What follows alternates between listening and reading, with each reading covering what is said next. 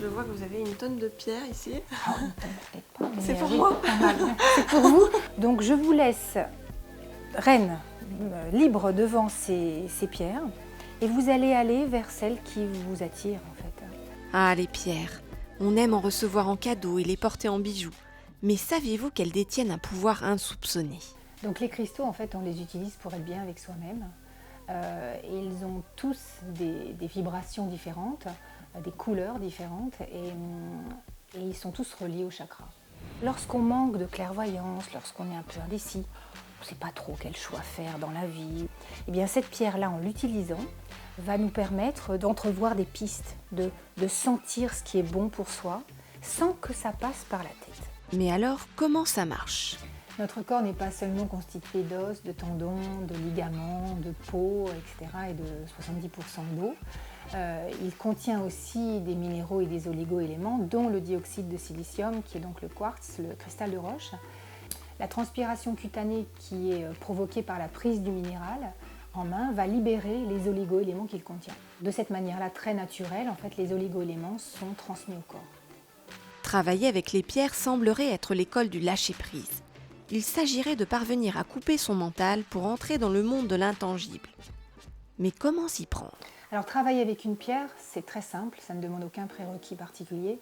Ça peut être porter un bijou, ça peut être l'avoir sous votre oreiller, la mettre sur la table de chevet, la porter en journée, dans votre poche par exemple, méditer avec une pierre aussi. Il y a des pierres aussi qui aident à passer des moments difficiles comme le Oui, deuil et des choses comme ça. C'est ça, notamment l'améthyste. D'accord. L'améthyste, c'est vraiment une pierre de passage qui permet de passer d'un état à un autre, d'un état de conscience à un autre, mais d'un état physique, c'est-à-dire un deuil, effectivement, un déménagement aussi, un changement de partenaire.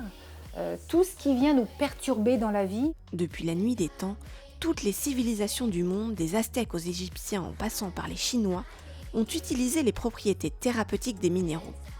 Ils seraient non seulement vecteurs de bien-être, mais soigneraient également de nombreux maux.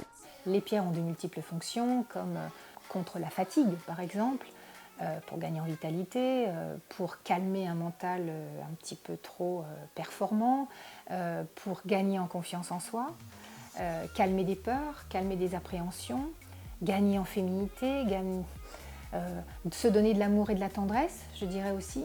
C'est vrai que ce sont de grandes guérisseuses. Dans tous les cas, n'hésitez pas à laisser parler votre intuition. Laissez-la vous diriger vers des cristaux qui vous attirent et que vous avez envie de toucher.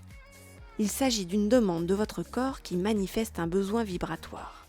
Pour choisir une pierre, à mon sens, le plus intéressant, c'est le choix intuitif. C'est-à-dire d'aller directement vers la pierre qui vous séduit, qui vous plaît, sans savoir sur quoi elle travaille. Là, on n'est plus dans le mental qui va manager tout ça. On est vraiment dans un choix intuitif qui envoie la main vers la pierre et ensuite on vous explique sur quoi travaille la pierre. Et cette pierre, en général, elle est la priorité du jour ou du moment. Lorsque la pierre répulse, parce que ça peut arriver, certaines personnes me disent « Oh là, ça ne me plaît pas du tout », ça signifie aussi quelque chose. Donc là, il faut vraiment bien s'intéresser à ces vertus énergétiques parce qu'on est sur peut-être une fragilité, un dysfonctionnement personnel dont on n'était pas conscient et qui vient d'être révélé.